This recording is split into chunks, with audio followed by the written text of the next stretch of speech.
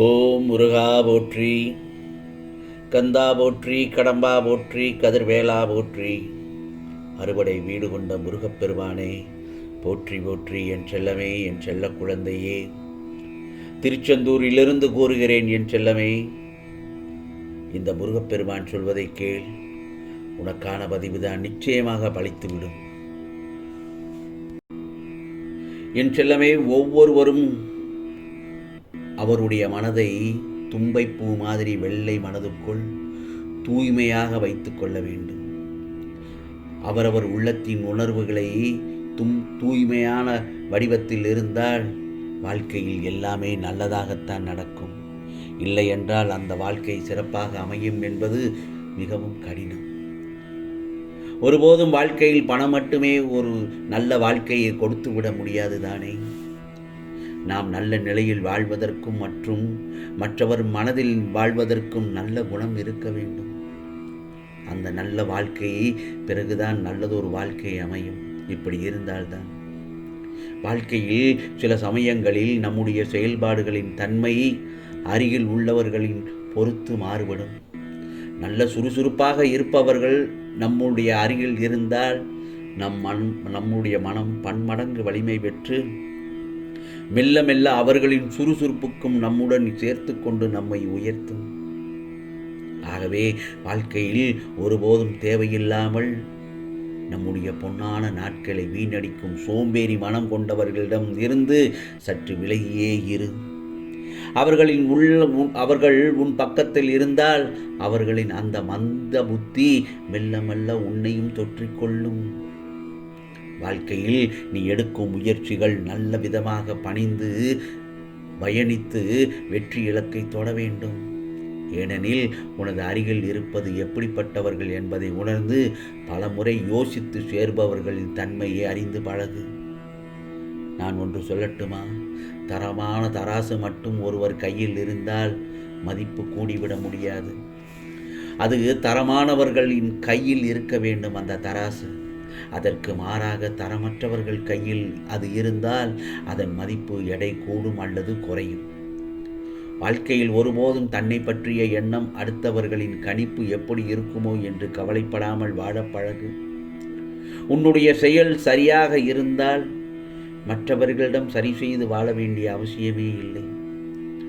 என் செல்லமே, வாழ்க்கையில் ஒருபோதும் உலகில் உள்ள அனைவரும் நம்மை விரும்பும் வாழ்க்கை யாராலும் வாழ முடியாது தானே. அப்படி நினைப்பதும் சரியான செயல் அல்ல, முடிவும் அல்ல. ஆனால் நம் மனசாட்சி ஒரு நாளும் நம்மை வெறுத்து விடாதபடி வாழ்ந்தால் போதும். வாழ்க்கையின் வெற்றி பாதையை நீ தொட்டுவிடலாம். வாழ்க்கையில் நீ செய்யும் தொழிலில் ஆரோக்கியமான போட்டி இருக்கலாம். ஒருபோதும் அதில் வன்மம் இருக்கக்கூடாது. அதேபோல் நீ செய்ய நினைக்கும் எந்த விஷயத்திற்கும் உனக்கு நன்மை தந்தாலும் அது மற்றவர்களுக்கும் பாதிக்கும் என்றால் அதனை செய்து பாவ மூட்டையை சுமக்க வேண்டாம். வாழ்க்கையில் அந்த மாதிரி செயலை செய்வதற்கு ஒருபோதும் மனதில் இடம் கொடுக்காதே. அந்த தீமை உனக்கு பெரிய கஷ்டமான செயலை கொண்டு வந்துவிடும். அது திரும்பி வந்தடைய வெறு நாட்களாக ஆகாது. அதனால் நீ என்ன செய்கிறோம் என்று யோசனை செய்து செய்யத் தொடங்கு. உன்னுடைய எண்ணத்தில் தெளிவில்லாமல் இருந்தால் எந்த செயலும் நம்பிக்கை வைத்து செய்ய முடியாது. கலங்கிய கண்களில் பார்வை சரியாக தெரியுமா? தண்டவாளங்கள் அதன் தன்மை மாறினால் அதில் ரயில் பயணம் செய்ய முடியுமா? ஆகவே வாழ்க்கையில் குழப்பமான மனநிலையை தவிர்த்து எப்போதும் தெளிவாக இருக்க பழகு. உனது எண்ணங்களில் தெளிவு பிறந்தால் உனது வாழ்க்கை வானவில் போன்று வண்ணமயமாக அமையும் என்பதில் துளியளவும் சந்தேகமே இல்லை. ஆகவே வாழ்க்கையில் எந்த இடத்தில் எவ்வாறு பேச வேண்டும், எவ்வளவு பேச வேண்டும், எந்த இடத்தில் மௌனமாக இருக்க வேண்டும் என்பதும் ஒரு புதிய ரசனையோடு நாம் ரசிக்கக்கூடிய சிந்திக்கக்கூடிய செயல்களாகும். நான் ஒன்று சொல்லட்டுமா? அறிவாளிக்கும் முட்டாளுக்கும் என்ன வித்தியாசம் என்று சொல்கிறேன் கேள். அறிவாளிகள் தங்களிடம் சொல்ல ஏதேனும் விஷயம் இருந்தால் மட்டுமே தான் அந்த இடத்தில் பேச நினைப்பார்கள். ஆனால் முட்டாள்கள் தாங்கள் பேசியே ஆக வேண்டும் என்பதற்காக பேசுவார்கள். இதன் அர்த்தம் மிக ஆழமானது. ஒரு அறிவாளி வார்த்தைகளின் வலிமையை உணர்ந்தவன். அவன் பேசும் ஒவ்வொரு வார்த்தைக்கும் ஒரு அர்த்தம் இருக்கும், நோக்கம் இருக்கும். ஆனால் சிந்திக்காமல் பேசுபவர்கள் இருக்கிறார்களே, அமைதியை நிரப்ப வேண்டும் என்ற கட்டாயத்தில் எதையாவது உளறி கொட்டுவார்களே தவிர அவர்களிடம் திறம்படமான ஒரு வார்த்தைகள் கூட வெளிவராது.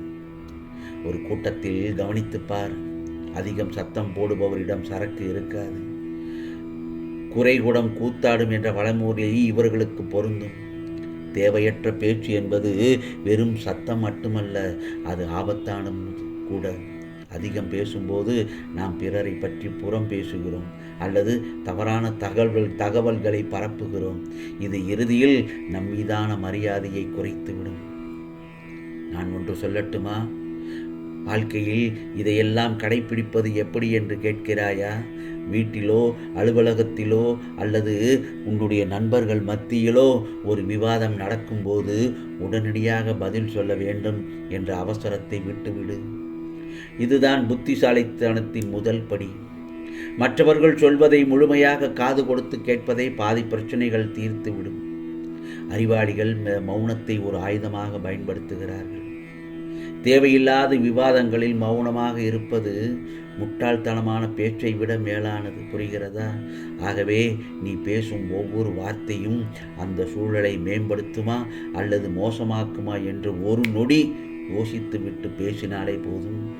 பல உறவு சிக்கல்களை தவிர்க்கலாம். அதே போலதான் நாக்கு மிகச் சிறிய உறுப்பு தான், ஆனால் அது உருவாக்கும் விளைவுகள் மிக மிக பெரியவை. ஆகவே யாரிடத்திலும் பேசுவதற்கு முன்பு சிந்திப்பது ஒரு விதமான கலைதான். வெறும் சத்தத்தை உருவாக்குபவராக இல்லாமல் அர்த்தமுள்ள கருத்துக்களை விதைப்பவராக மாறு என் செல்லமே. எப்போது பேச வேண்டும், எவ்வளவு பேச வேண்டும் என்பதை விட எப்போது பேசாமல் இருக்க வேண்டும் என்று தெரிந்து வைத்திருப்பவனே உண்மையான ஞானியாக கருதப்படுவான். ஆகவே இந்த நல்லதொரு காலை பொழுதில் இந்த திருச்செந்தூர் முருகப்பெருமான் உனக்காக பல தகவல்களை சொல்லியிருக்கிறேன். இதை உனக்கான வாழ்க்கையில் நீ பின்பற்று. நிச்சயமாக நான் சொல்வதை கேட்டு உன் வாழ்க்கையை செம்மையாக்கு. இந்த நல்லதொரு காலை பொழுதில் உனக்காக நான் சொல்லும் நல்லதொரு வாக்குதான். இதன் சொல்படி கேட்டு நடந்தால் வாழ்க்கையில் நீ எங்கோ சென்று விடலாம். வாழ்க்கையின் வெற்றிப்படிகளை தக்க வைத்துக் கொள்ளலாம். ஆகவே உனக்கானதெல்லாம் நிச்சயமாக நல்லது நடக்கும். நல்லது மட்டுமே நடக்கும். அதுவும் நன்மையாகவே இருக்கும். ஓம் சரவண பவ. ஓம் சரவண பவ. ஓம் சரவண பவ.